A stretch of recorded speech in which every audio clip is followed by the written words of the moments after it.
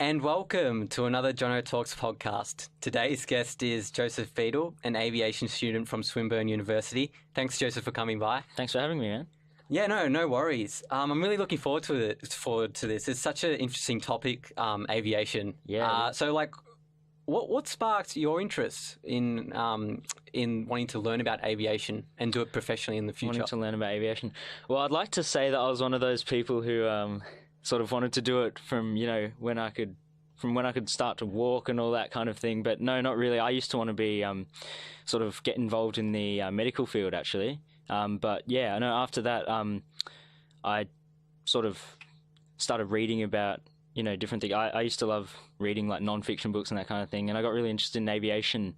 It's just really cool how such a heavy object could actually get off the ground and fly through the air. So I guess that's what really sort of began everything. And then every time you'd go to an airport, you're sitting there watching the planes, that kind of thing, and you think that could be me one day. And I guess that's how I became hooked on aviation, I guess, which is what you kind of have to be if you want to succeed in aviation, I think. Yeah, but are you scared about any aspects of the plane? For instance, the height. You're going up. You're going up above the sky. Yeah. Or depending on what plane you use, I'm not sure. But for instance, like what planes have you flown? Well, first of all, to address your first question, I'm actually I'm afraid of heights. If I'm standing on like a cliff face, it's pretty scary. But when you're actually in the aircraft, because you do understand how it works, you understand the physics of it, you understand the testing process that they actually go through to get these aircraft certified. Yeah. You know that it can handle whatever you throw at it, really. That gives you some comfort there. No fear of flying at all. And so the kind of aircraft that we fly, in our course we fly sort of light training aircraft. We have what's called like a Cessna 172. It's the most widely sold aircraft like ever made, pretty much. It's a very good, very reliable, trusted. Been around for ages. So that's really good to. It's good to train on, very stable, easy to fly. And then we have other aspects of our course which involve aerobatics. We've flown aerobatics aircraft, which is sort of lighter, more nimble. You can sort of push it harder, I think. Yeah. Which is always good if you want to do aerobatics. And then so for the next stage of our flying, which I'm about to start, we're going to fly twin-engine Piper Seminole, which is it's also a light training aircraft, but it does have two engines. Therefore, you can get certified on that, and that's sort of the first step in becoming an airline pilot, I guess. Getting your instrument. But how did you feel the very first time you were about to fly a plane? Like, did you do that through the St. Kevin's course? Was that the first time? Okay. So what plane did you fly? The first time I flew a light aircraft, or a small aircraft, was actually on a Joy flight in Year 10, which was sort of an introduction to Year 11 aviation, which was when we actually started flying. So that was in a Cessna 182, which is sort of a bigger version of the one that we fly now, slightly bigger. It was absolutely fantastic. I think,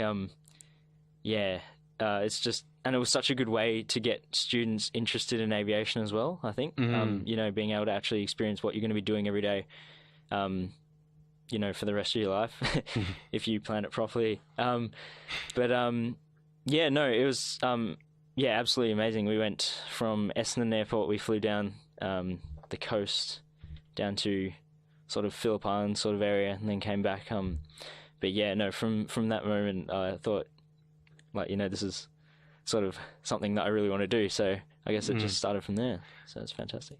But like, when you did that, did you fly by yourself? The first time, no, we actually had an old boy who came in and was kind enough to take us up. Yeah. That you would take sort of 3 people at once, just to sort of get a feel of what aviation's going to be like. And I got to have a go. Obviously we have someone sitting there to make sure, because obviously I'd never flown a plane before. But it's not that difficult to fly the plane, but it's probably a bit more difficult to be able to use the plane, if you sort of know what I mean by that. You know, you can turn and go up and down, but, you know, if you want to actually, you know, adhere to all the procedures, do smooth landings, smooth turns, that kind of thing, there's a bit more involved. Well, how about autopilot, for instance? So, you know, even when I go on planes, you know, oftentimes I see, you know, the pilots or the co-pilot, you know, they're kind of just, you know, walking down the aisle, you know, because they've got the autopilot on. But I guess you kind of always need someone to observe what's going on. Have you been able to use autopilot? Yeah, so on the long flights, sort of long flights for us, sort of going from Rabin to like Ararat or something like that. How far is that? How far is that? In terms of duration? Probably takes about an hour and a half. Yeah, maybe a bit over an hour and a half. So it takes about 3 hours to get there and back. That's what I found anyway. But yeah, no, so that's quite a long leg. It's quite a long stretch of, you know, flying that you have to do. And if you're trying to hold the plane steady the whole time, it can get a bit annoying, you know, especially since, because it's a light aircraft, you know, the wind gusts sort of affect it a lot. So yeah, you chuck on the autopilot and you can sort of just sit and, like, obviously you have to monitor everything, make sure, do fuel checks, that kind of thing. But yeah, no, it's really helpful. Yeah. When is the moment where you can't, because can autopilot work when you're taking off?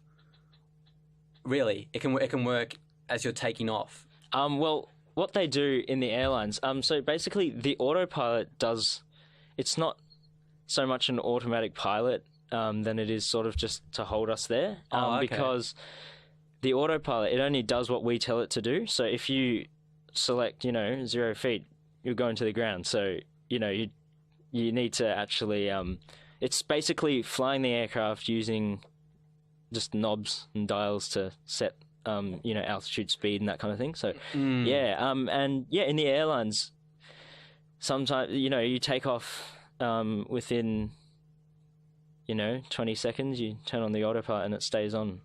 Oh, that's for the rest of the flight. And the modern aircraft, you know, autopilot can actually land the plane, which is crazy, yeah. But usually the pilots will be better at, they'll have smoother landings than the autopilot. I mean, I certainly find that now. I can sort of fly better than the autopilot, just because, you know, it's a computer. It's not always perfect, I guess. Yeah, and do you kind of embrace the technological advancements which have been coming along with aeroplanes? Because alongside of that, as well as it's beneficial to the pilot, they also have, I suppose, less control over actually driving the plane itself. Yeah. What are your thoughts about that? Well, I think, yeah, no, it is a good thing. Having, you know, people in the old days not having autopilot, not having GPS, not having any of this, you know, having to navigate using like stars or whatever, you know, it's just ridiculous. Like, yeah, I'm trying to navigate with a map and that's sort of hard enough, you know. But yeah, no, you just think about like the people back in those days, they didn't have any of this technology, but it is a very good thing, I think, because obviously whilst our job becomes a bit easier, you're always going to need to have someone in the cockpit, because if something goes wrong, you know, you've got how many lives at stake. So, you know, there's always going to have to be someone there. And I don't think in my lifetime we're going to be replaced. But, yeah, not by computers or anything. No. Yeah, no, it's really good to see. New technology. I mean, you've got all these new planes that have touchscreen. Like, there's none of the old-fashioned dials anymore. You know, it's all touchscreen. You've got synthetic vision, which is sort of like it's like a animation kind of what the front of what it looks like in front of you on the screen. So when you're in a cloud, you can just see where you're going. So it's really good. I mean, whilst it might make you a bit lax, I think if you do appreciate, you know, how it all began, that kind of thing, it sort of helps you a lot there. You know, learn the basics first, and then you can go on to letting it do it for you, I guess. Mm-hmm. And I would assume with the touch screen though that sensitivity, you need the sensitivity quite high, because if it goes off the touch screen, like what do you use the touch screens for? Oh well, in our aircraft we don't actually have the touch screen. There's a sort of a new thing, but they have them on all the new like private jets and that kind of thing. So yeah, no, I've actually never used one before, so unfortunately I can't offer an opinion on that. But yeah, I have had that concern as well. Like what happens if you accidentally knock something? Or like even if it doesn't, like obviously the technologies, in aircrafts, there has to be a way, and the safety record of planes are, speaks for itself. Fantastic, yeah. But I'm just curious because if all of a sudden you click it and then it doesn't recognize, but is that what if you're using like a dial, like a kind of like a button for a touch screen, or just like touching something? What's the purpose of that for? Is that to see where you are on the map? Or yeah. Well, you can do a whole lot of stuff actually. The new like navigation systems are they're insane. Yeah, you can do pretty much whatever, and all the critical flight controls, they're controlled by levers and sticks and stuff. So you can't really if the screens go out, you're not gonna get into too much trouble unless obviously you're up in a cloud or something and you're relying on GPS or something. But no, it's with the screens, basically displays where you're going, how fast you're going, how high you are. You'll have usually 3 screens, so the left one will be that. The right one will have sort of navigation. You can get a map up on there, and it literally has a picture of your plane and a map. So that's how much easier it is than it used to be.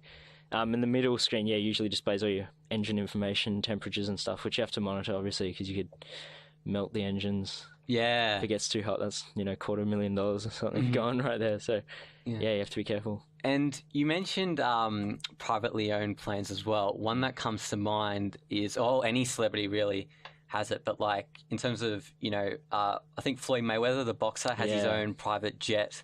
He would. He would, because he has so much money. Yeah. In the Manny Pacquiao fight, he earns so much money. Oh, it's ridiculous. Yeah. It's just like they've made up a figure per second or something. Yeah, it's crazy. But yeah, he owns his own jet. Like you can fly whenever he wants. The pilots are obliged sort of to him. on call. Yeah, on call. Is that something you would be interested in? Well, yes, I would. Yeah, because those planes, I love like little jets. Because they can go really high, they can go really fast. They go higher and faster than passenger jets, and you get paid a lot. Floyd Mayweather paying you. I know. It's giving you. There is that, but it's quite cool because you can sort of go to places that are interesting, I guess, because celebrities, that's where they'd want to go. You get to go as well. You can chill in whichever city they decide to go. But I just really like those private jets. I think they're really cool. Yeah, and so does your training at Swinburne prepare you for both like public aircrafts and also private? Yeah, well, so basically what we get at Swinburne, we get our private license, commercial license, and ATPL, which is called Air Transport Pilot License, which you need to fly passenger jets, basically, air transport. But with that one, you only get the theory subjects because you require about 1,500 hours of flying to get that license. So, that's just not financially viable, I guess, for a university to run that kind of program. But, so the difference, I guess, private and commercial basically means you can be paid to fly. So you can, once you've done that, you can go out and get a job. And we also get what's called a multi-engine instrument rating. So multi-engine means more than one engine, which is something you need, obviously, for passenger jets. And instrument rating means you can fly without looking outside. So it allows you to fly through clouds, like at night when the visibility is no good, that kind of thing. Which is quite a big step up. I mean, I just did the exam for that yesterday, actually, and it's really hard. You mentioned to me before the podcast. Quite difficult, yeah. What did it involve? Basically, it's sort of we have two sets of rules. You know, you got visual rules and you got instrument rules, and basically it's a whole new thing. It's like learning to fly again, kind of. You've got a whole lot of different rules. You know, you can do a lot more, obviously, but there are more responsibilities. You know, you need to be more on the ball. You have to monitor everything. Your aircraft has to be good, so there's like standards that you have to set. You know, you can't just sort of go grab some random plane and then fly instrument. Under the instrument flight rules, which is what they call it. Yeah, so you need to have a certain amount of, you need to have backup airspeed indicators, backup, you know, attitude indicators, that kind of thing. So was it an exam you did on paper, or was it actually like fly? No, that was the theory exam first. We'll have a flying exam later when we've done all the practical stuff for it. But yeah, no, that was the theory exam. Done on a computer, 3.5 hours, 40 questions. So yeah, it's really interesting stuff, but I found, it's difficult, but yeah, no, I found it was really cool, really interesting stuff. Yeah, more advanced. You sort of feel like a real pilot after doing that kind of thing, I guess. Yeah. And so when you're preparing for the upcoming practical test, when you actually get to fly the plane, obviously, when you're flying a plane, visibility, as you mentioned before, is quite important. Have you fly a plane in all different conditions? So say when it's been not just raining but a little stormy or... Well, as a visual pilot, because I haven't actually got my instrument, they call it a rating, so it's basically addition to your license. I haven't actually got that yet, so I haven't flown through clouds, I haven't flown... when the visibility is no good. But, sometimes you come back and because obviously you don't take off if the weather's no good, but if you've been flying and you come back and it's no good, well, you'll have to go somewhere else, or you have to try and put it down. That's happened to me before with strong wind gusts. Wind is the main problem. Rain with no wind is fine. Maybe on the runway's a bit slippery, but that's not really a problem. But the wind is the main problem because, it can sort of alter the airflow over the wing, and you might end up with no lift and you just drop. And if that happens, that's no good. So, I've had quite a few experiences where the wind reached I don't know, like if you have like ranges of where like a certain wind speed you would need to do things. But like, I think there was in a plane once and the wind was about 50 kilometers per hour. Yes. Is that quite high? Yeah. It's like 30 or it might have been knots, a bit higher, but basically you could, what I was just trying to say is basically you could feel it. It was like there was a lot of turbulence, not just in the clouds, but just every time. As a pilot, like you mentioned that you were not afraid of like airplane heights, but on a cliff, say. Yeah. I could see how that could happen because they're different experiences. But you look out, it's nice. You can see everything. Yeah. But when the wind is you're getting like quite dodgy conditions, and quite hard to manage, how do you deal with that? Well, basically, I would say you sort of like that it's coming up because you need to check the weather. You have weather radars on the better planes, that kind of thing. But I think the best way to deal with that is just you stay calm because that the aircraft can handle it. They're tested ridiculous loads of stress being put on the aircraft. Like you see like some of the bigger jets when they test the wings, they actually bend them up like really. They bend the wings up, and that simulates like strong gusts of wind. They keep it there for hours and stuff. So that the plane can handle it. It's just mainly sort of let the wind sort of blow you around. I think because if you sort of fight it and you get a strong gust of wind and you put full controls, towards that, you can damage something. If you're going too quick and there's a massive gust of wind, you might damage something, and then that's always a bad thing. In the light aircraft, the controls are actually connected to the control surfaces by cables, right? So if that snaps, you sort of have no controls. Yeah. I mean, in the bigger jets, there's hydraulics and stuff, so it's not as bad. And there's 3 systems, or 2 redundancies, so that's always good. But yeah, turbulence is really it's not really a problem. It just comes with it. Basically. It does, yeah. It's just... But I mean, sometimes it can get quite bad. I mean, I know over Apollo Bay, which is where the 12 Apostles are, I was trying to get over the mountains there, and hit because the air actually piles up against the mountain. You get all this turbulence over the top, and it was crazy.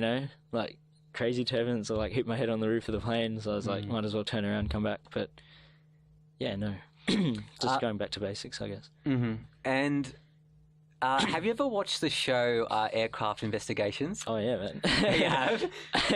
Binge watch that, man. Yeah, no, of course. I've seen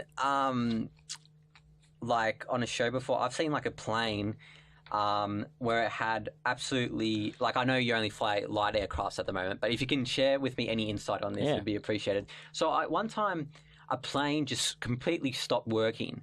Like nothing was working, and somehow they managed to land the plane by using like some I don't know, like a subset of wings or something.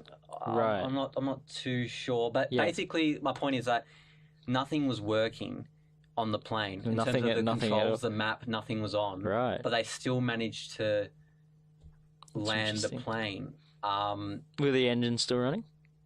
I don't think the engines were still running. No. Oh, that's interesting, isn't it? But I've seen. I'm pretty sure it would have been quite a while ago. But not just with that. But do you have any kind of are you aware of any emergency backups if the plane just starts running out of power? The engines have gone out. Oh yeah. If the engines go out, that's sort of not a good thing, but that doesn't happen very often. I think it's 1 in every 18 million starts. You'll get an engine failure in one engine. So when planes have 2 engines, it's just not going to happen. But there are obviously procedures to restart the engines. And, if something bad really happens, you can glide for a fair amount of time. And regulation says you have to be within certain distance from an airport at all times. So, if an engine flames out or something, you'll be able to get to it fine. Yeah, can't you just use like a cooling system or something? Even like if there's a fire like in the engine, even though you said it's extremely rare. Yeah, no. Yeah, but you can actually fire there's like in the a engine. cooling system where you can cool it. There is, down by where the controls are, there's like a thing that says fire, and you pull it, and it does all this stuff. It detonates fire extinguishers inside the engine, so it sort of gets rid of that, shuts off the fuel, does all this stuff. I should know this. This was in the exam. I forgot already.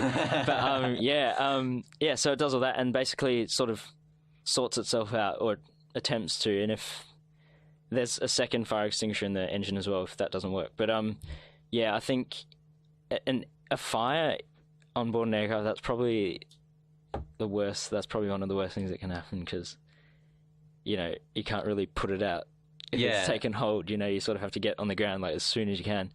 But other than that, there's emergency procedures in place. Like, it's sort of drilled into you from day one. It's like second nature now, pretty much. Because I've never flown, without considering it. So it just sort of comes into your head. Like, whenever you go flying, it's sort of etched into your brain, I guess, Like, checking everything, like looking for places to land. Just as you're flying along, you just look for places to land, like fields that look flat, in case the engine cuts out or something. Mm-hmm. So.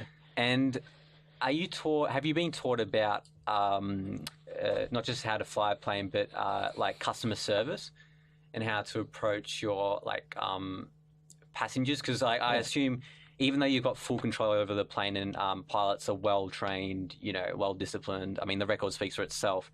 But the other thing, like if you're flying, like say, Qantas, and you're flying, say, from like I don't know, Melbourne to Italy. Say, with different stops, like you need to keep the passengers comfortable. Yeah, in a sense, you wouldn't want them to be too tensed up or. No, of course not.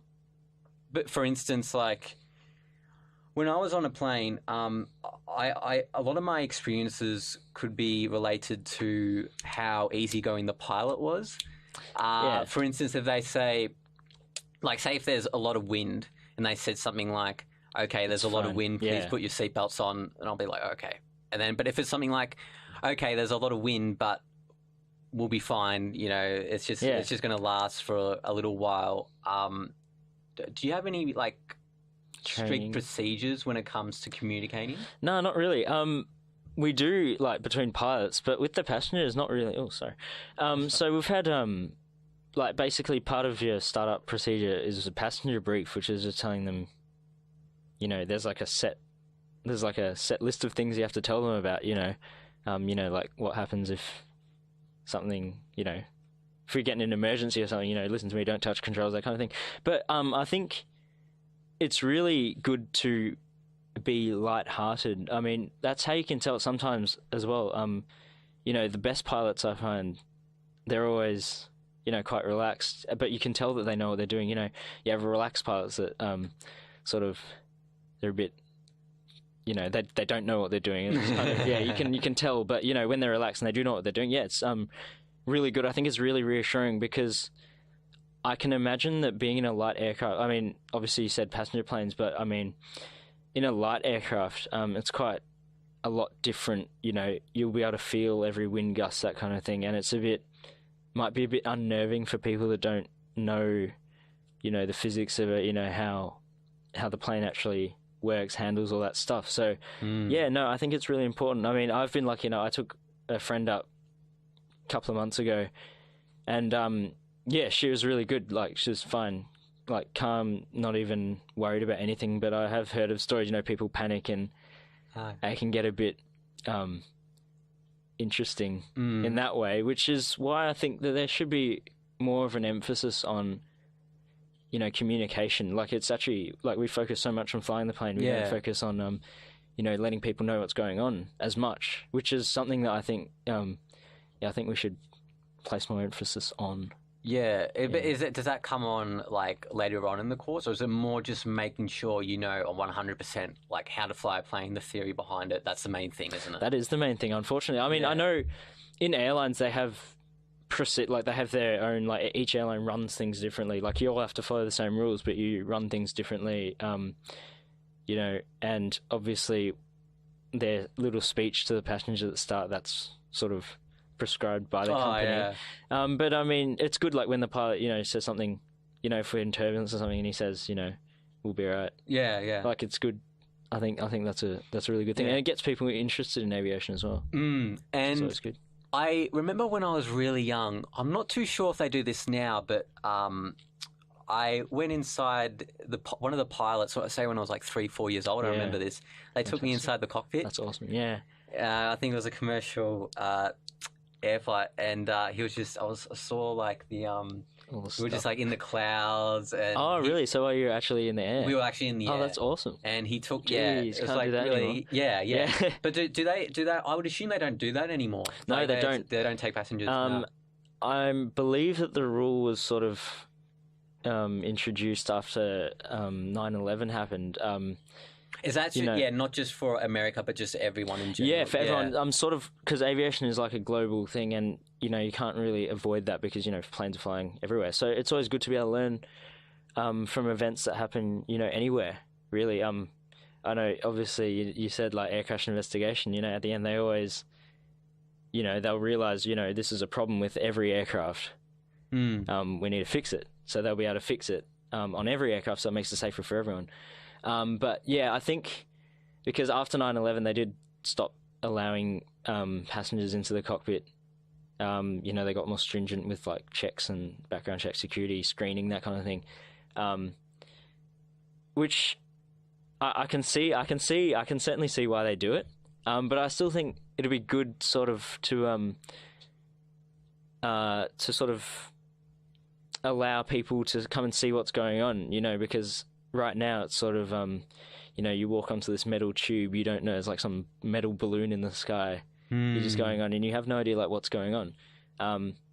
And I think it's good when people are able to actually understand, what's happening, especially people that are afraid of flying. you can see what's going on. You can see that it's actually, it's not such a scary thing, I guess. And it does get people interested as well. I mean, when I was a kid as well, that was when you were allowed to go into the cockpit. And, it's just awesome. Like, you see all this stuff everywhere. You don't know what it does. And you always think, like, how can people know, like, how to fly this thing? But you get trained for it. Mm-hmm. And you kind of mentioned, like, kind of the strict, safety checks in place now.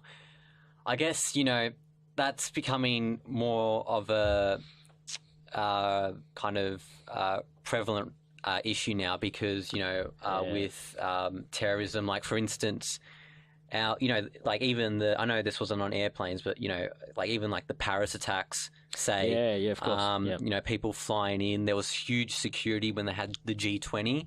There was huge, because, like, Barack Obama and everyone, they went to Paris, like, a few weeks later. After it happened. For instance, in Australia, the terrorism alert level is on high. And it is in most Western countries, I believe. But, as a pilot, are you, even though you can see the reasoning behind it, does it restrict your freedom in any way? I would say it's somewhat, but you can see why you do it, and therefore you don't really worry about it. You sort of embrace it, really. We have all these pedantic checks. You have to have everything. You have to calculate, like, how many meters you're going to roll on the runway before you can get off the ground. But you can see why they do it. Because I could imagine, actually, it might be, like, the least of your concerns if you're just, you're worrying about, just making sure the plane's okay.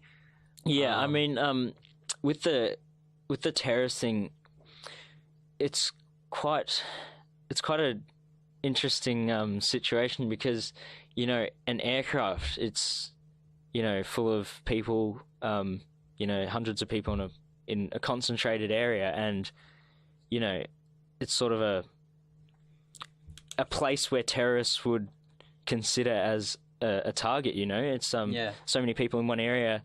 If you blow a hole in the side, you can get people who aren't even affected by a bomb blast. They can still be killed by either the plane going down or depressurization or something. So I think that's why they've introduced all this stuff, and it's good. It is somewhat just going with the times anyway. Like, all this new security technology. We have all these bomb detecting, like, gates and all that thing. Like, you stand in the cylindrical thing and it checks for weapons and explosives and stuff.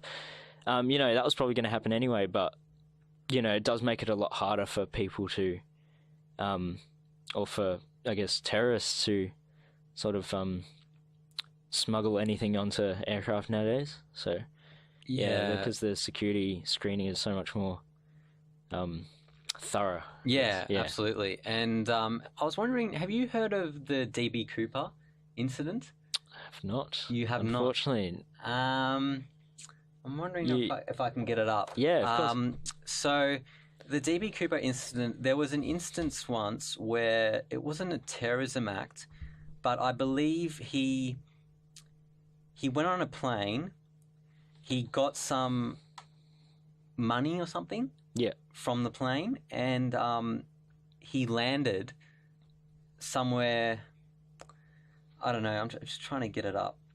I might have heard of the incident. I just want to show you. Yeah, no, that's fine. Hang on. So he hijacked a plane and he managed to land. Yep. And but they never found him. Oh, right. They didn't find him, or they found the plane? They found the plane, but right, but he's still.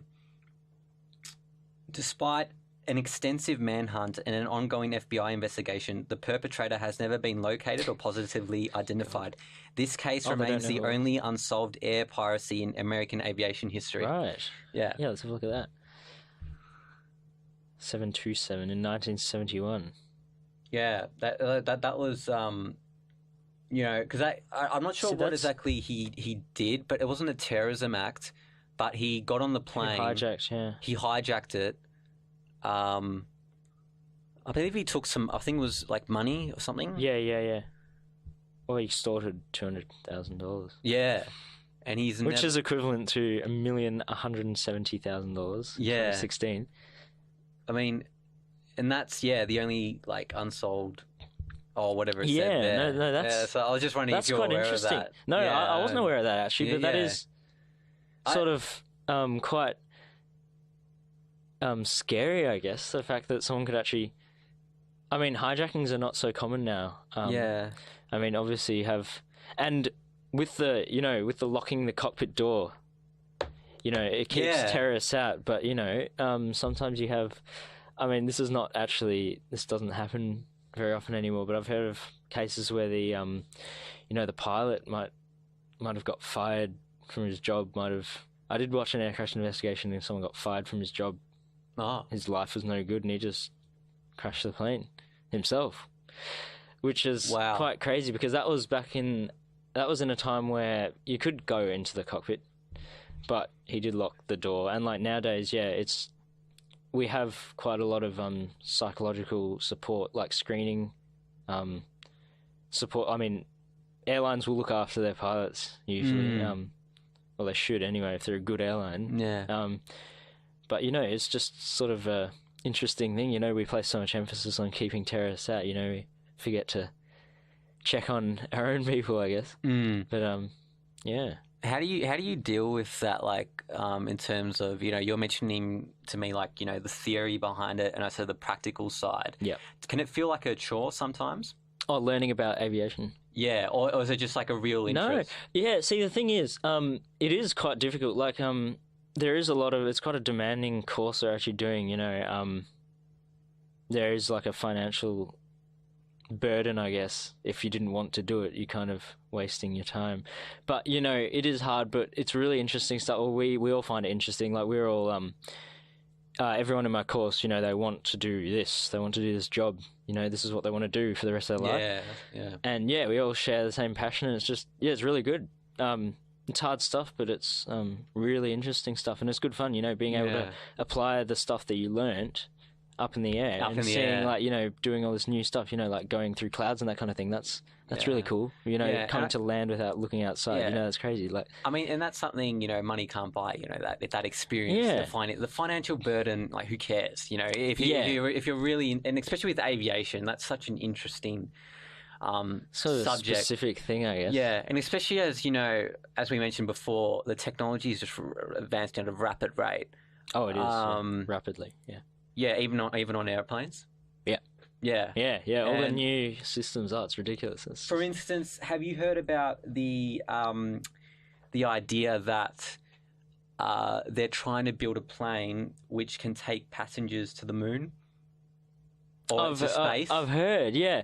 Well, technically, space is not that high up. Like you could probably go there in some high altitude aircraft. That's technically speaking, but I know what you mean. I guess that would be a massive step for sort of aviation, mankind in general, because since we discovered space travel, you'd have to be trained to be able to even go into space. But having an aircraft that can actually go up there, just like taking passengers, that's just it's crazy. Yeah, it's just you can't even sort of comprehend. Like when you see the engineering that goes into something like even an A380, the largest passenger jet, $432 million plane, and it's just ridiculous. You've got heaps of different countries, producing different parts of the plane. Some countries might produce the tail fin, and then you got some countries doing the wings and that kind of thing. So the amount of engineering that goes into it is just it's just insane. And then you think about how much further you'd have to go to actually get into space. It's just so it's awesome to think that they're actually gonna. Yeah, I've heard a rumor that it could happen. It could happen in our lifetime. Yeah. I've heard. Aviation's sort of advancing very quickly. All the new we have, like, it's not even the technology in the plane, technology at airports. They're studying how to get passengers through as quickly as possible. Where do you put the security gates? What constitutes like a good airport. Nowadays you have Singapore airport with like pools and everything. Mm-hmm. That's sort of something that you wouldn't have seen back in the day. But yeah, we have all these new procedures for like landing, because currently you sort of line up really far back from the runway. You sort of sync your plane with these radio signals on the ground, and you can fly it down. Yeah. But in the future, you could be able to just come from the side, go straight down, and it sort of frees up airspace as well, because that's a problem nowadays. Planes will get to Heathrow, for example, and you'll be sitting there for how long, circling over the top. But with sort of more efficient procedures, you can get people on the ground faster, and it does reduce the environmental impact as well. Because you have less time in the air. But then I guess there would be accommodation for more planes, so I guess. And as a upcoming pilot, or I guess you already are a pilot now. Upcoming, yeah. Oh, because I was going to say like in terms of Yeah, no, that's all right. Your goals. No, but you are what for instance, what license do you have now? I have a private license right now. So you can fly. Yeah. So sort of. Can you fly by yourself? Yeah, that's sort of like a prerequisite. Yeah. So you already are a pilot. My bad. Sorry about that. No.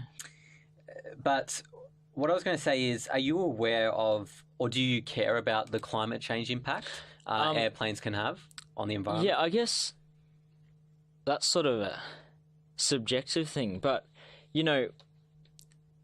despite, I think the reality is, planes, you use a lot of fuel. You've got 320,000 litres of fuel in an A380 when it's full up, which is a lot. But you can fly for a long time and you're transporting how many passengers. But I think technology is advancing to reduce emissions and that kind of thing, fuel consumption. I know there's a new 787, the Dreamliner, uses 30% less fuel than its equivalent, what it was replacing, really. But I think, the reality is, it does actually produce a lot of emissions, but it's kind of difficult to find an alternative, because I know with cars, you can just take public transport. You can drive electric cars, but that technology is not really available in the foreseeable future with aircraft. Really? Electric aircraft, yeah, because... Well, I don't think so anyway, because the amount of thrust you need to actually get a plane off the ground, or to propel a plane forward, is just immense. That's been the only way. Combustion sort of been the only way to do that forever, really. I don't know how fast technology is going to advance from now, but I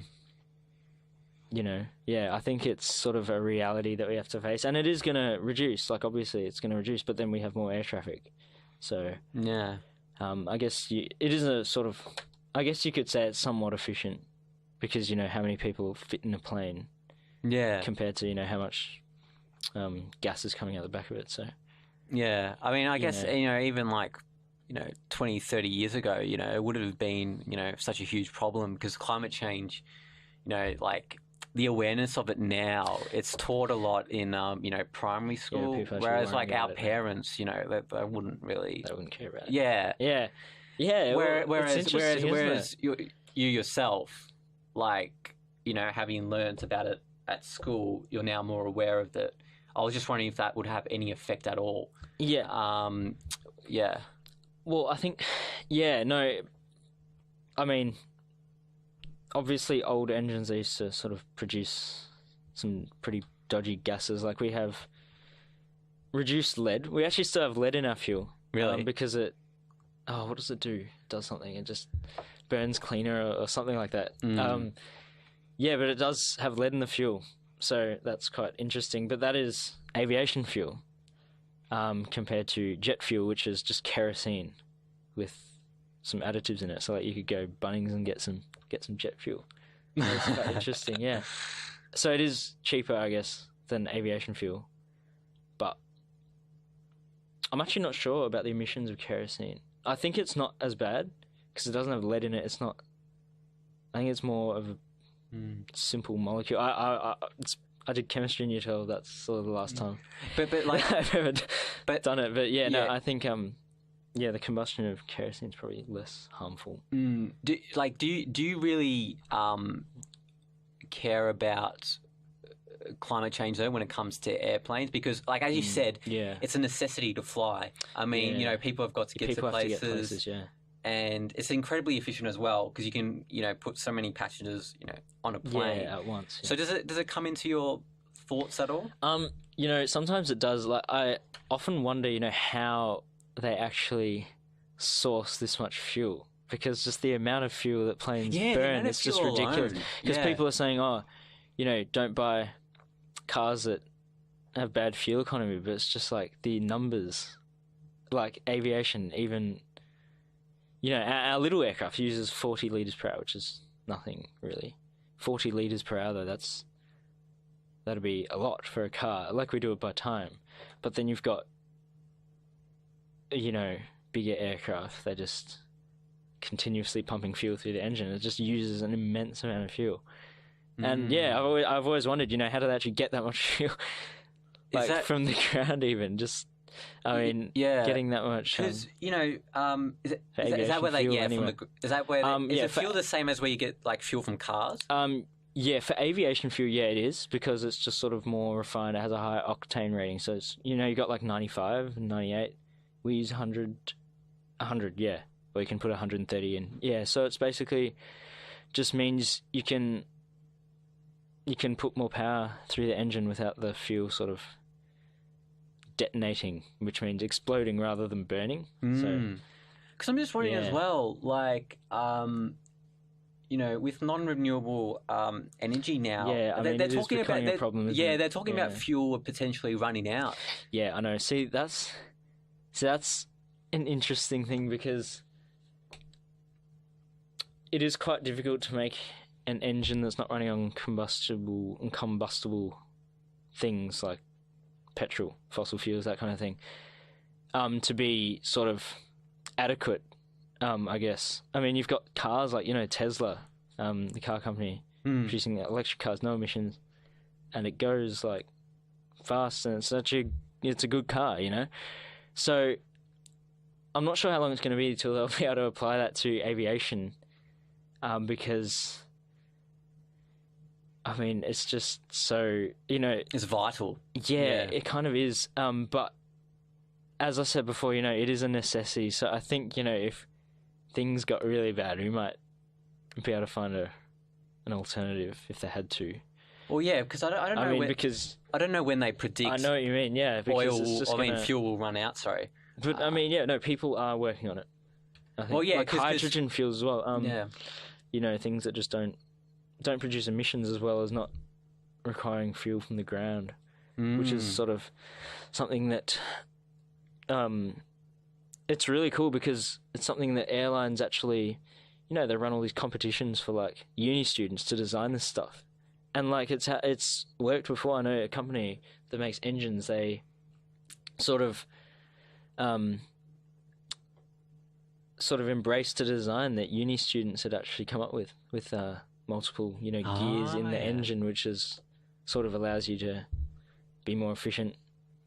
And yeah, it's really cool. So, you've got lots of people trying to figure this out. But yeah, I'm not sure how long it's going to be. Because eventually that transition will have to be made, because it affects not just airplanes, it affects cars. It will happen. Yeah. Because like even if it quickly as well. Yeah, I mean, even if it happens like 50 years from now, and you're still flying a plane, you'd have to transition.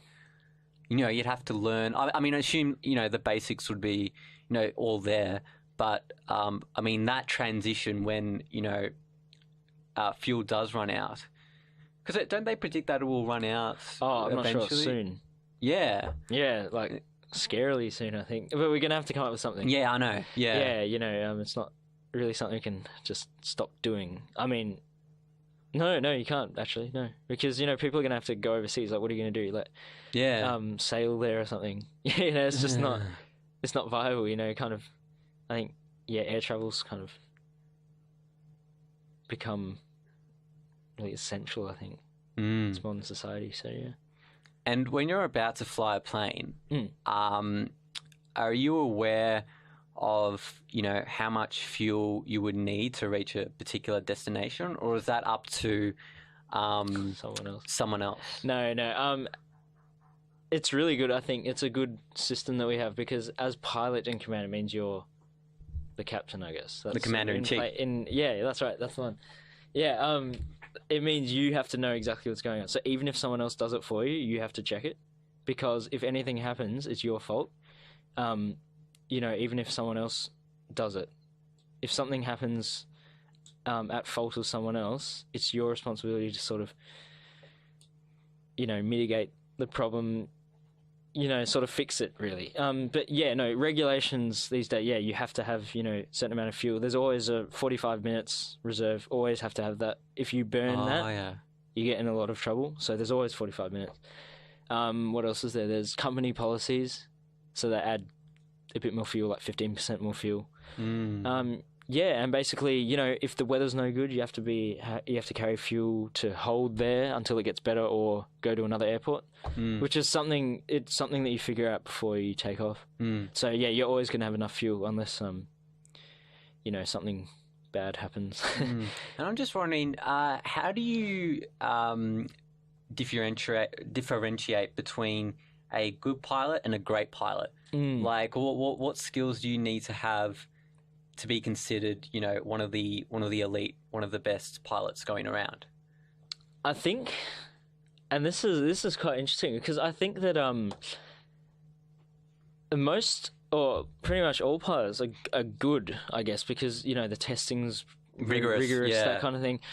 But the pilots that really understand, they love what they do, they understand the aircraft, they actually take the time to understand, everything that's going on, and the guys that can remain calm under pressure, I think because you have people that learn it, they learn the checkers, they'll learn their procedure, and they can do it in training, but when the engine cuts out, they'll just freeze and they'll be like, just forget everything. Yeah. Which is not really the point of learning the procedures, so you can actually apply if something does happen.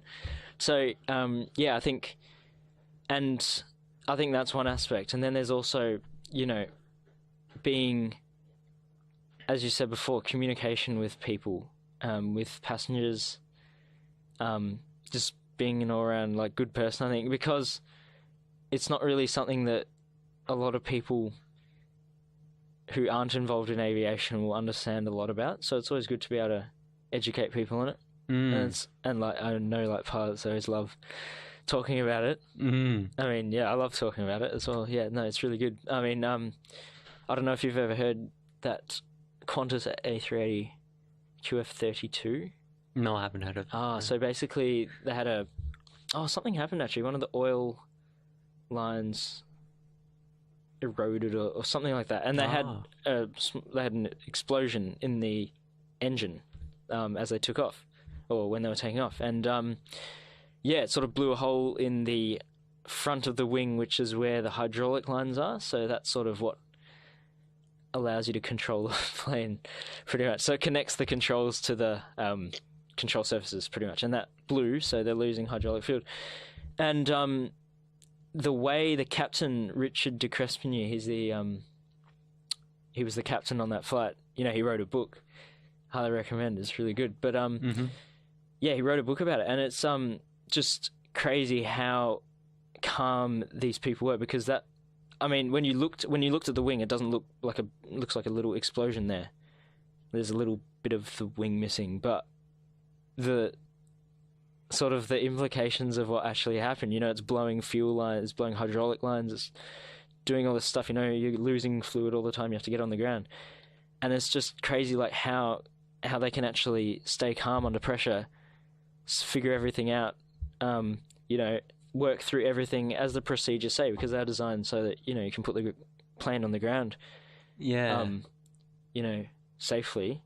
And it's just ridiculous. There was an air crash investigation about that one, which I watched, and it was just, he had to work through 100 checklists, getting his co-pilot to work through 100 checklists while he's concentrating on flying the plane. You've got people doing all this other stuff. It's a real team effort. So, and even after the flight, the captain, he he went to all the passengers and said, here's my phone number, like his personal mobile number. He hands it out to the passenger and says, if you have any questions about anything, just give us a call. And I think that's sort of a trait of a great pilot. I think. Yeah. Because he's I must really, look him up. He's That really sounds extremely interesting. He's really sort of the person that I aspire to be, really, because that incident just is just crazy. Yeah, And amazing. The way he handled that, because most people,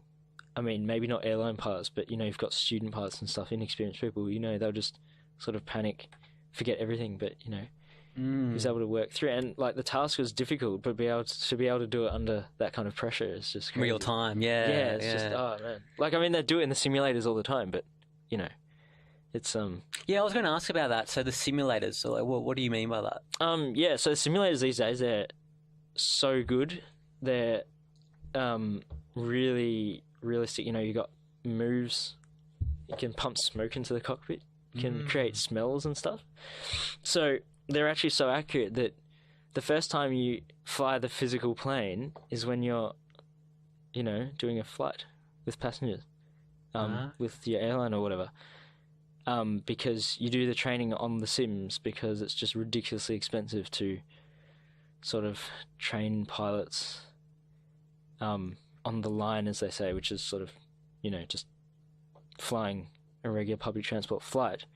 So the simulators, really good. You can simulate a whole load of different conditions, and it's really good because, obviously it's cheaper. I mean, the price of some of the modern simulators, got $20 million. It's just ridiculous, expensive.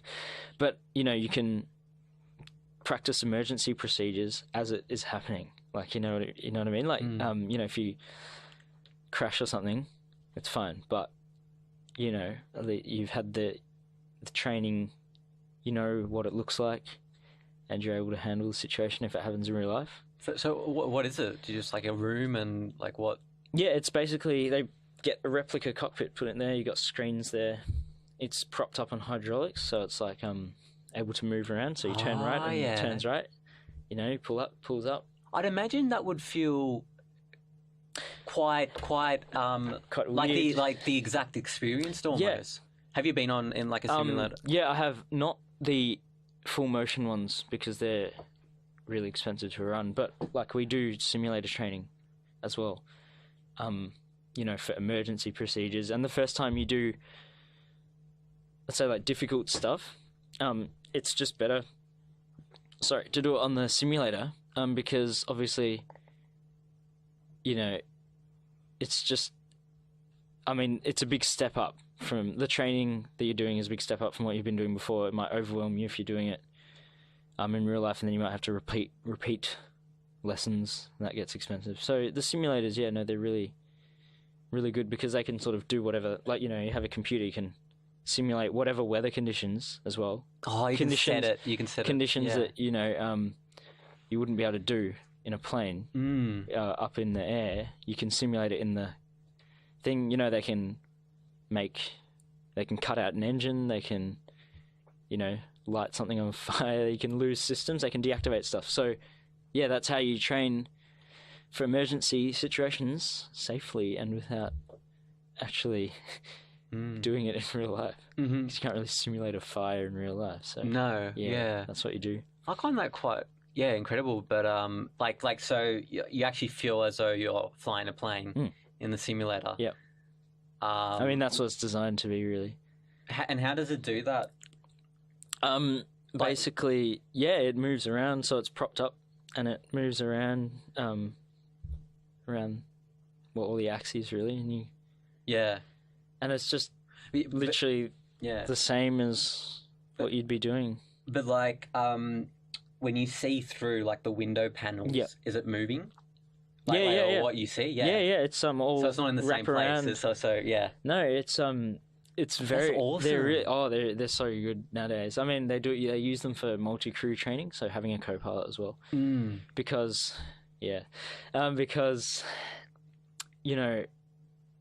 it's sort of different being a co-pilot, because normally, like what I do now is I fly myself. Like, yeah, I might have a passenger there, but I'll be flying the plane like by myself, so everything's my responsibility. But when you have a co-pilot, you can share the load. And that can get really confusing if you don't know what's going on. So that's how they train multi-crew cooperation scenarios, as they call it. Yeah, well, like, you know, that kind of technology. I mean, not a simulator as such, but I went to Dreamworld, so in Queensland, and they had this Batman ride simulator or something. Or might have been. I don't know what it was. I think we were like, it's kind of simulate like you're flying. Yeah. And I was in like a seat, and it felt like, you know, I was like flying. Like it was actually incredible, and it was just like moving and. That's what they try to do, really. Yeah. Because in an emergency situation, you know, the reality is, you know, you're not going to be as on the ball as you would be if you did it in a simulator, and being able to see everything, like the emergency situation beforehand, sort of muscle memory, so you can just do it in real life without having to worry about, you know, oh, this is actually real life, you know, I have to actually do it. Because, you know, it's just there and you've done it before, so yeah. And I was just wondering, what are your ambitions in the future? I mean, you discussed that, you know, driving like a privately owned plane would be very beneficial in terms of fun. I can imagine. Do you have any specific goals, or are they quite broad at the moment? Yeah, you know, people always say, you know, you can't afford to be picky. You know, they call you arrogant for being like, I want to do exactly this. You know, they'll be like, you know, you have to take whatever you can get. But obviously, you have an end goal. My end goal would be flying for Qantas, because I think, you know, they're just like, they do have the safest, like they have the best safety record. They never killed anyone, actually. No one's ever died on a Qantas passenger flight, which sort of makes them the safest airline. You know, 40 years they haven't killed anyone. So, and you hear bad press about it as well. Sometimes it's a bit unwarranted. I think maybe the company, like the people who handle like the finances company, the managers, that kind of thing, maybe there'd be concerns about that. But in terms of the pilots, best in the world is really hard to get in. You know, safety is just paramount. I mean, it is with every airline, obviously, but that's just what I like about Qantas. I like the fact, and you can be in Australia as well. Yeah, you know, based out of Australia rather than being in Dubai if you're working for Emirates or something like that. Would you like to eventually fly overseas, or would you want to keep it domestic? Overseas would be fantastic. I think because you just go there, you get to spend 3 days in some random city. It's really awesome. You know, you just go around the world getting paid to do it rather than having to pay to do it. I know, that'd be amazing. Yeah, because you can't really just go there and come back. Like, I know I have a friend who flies for Jetstar now. He goes, you know, he'll go, I don't know, Melbourne, Gold Coast or something, and he'll do that like 3 times in a day. But you just don't do that when you're international. You go there, plane has to get all checked out. You know, it might go on somewhere else, something like that. So, yeah, no, international would be fantastic. Yeah. Well, be awesome.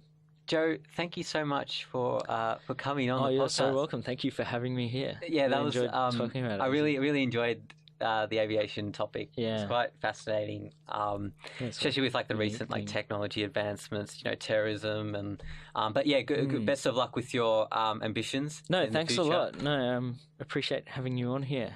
Yeah. Or having you on here. Having me on here. It's fine. Really good. We'll need to do this again, man. Yeah, for sure. Yeah. So what happens in the future once we've got all the licenses and everything. Yeah, so I'll give you an update, I guess. Yeah, that'll be great. But so thank you so much. Podcast. Of course, anytime.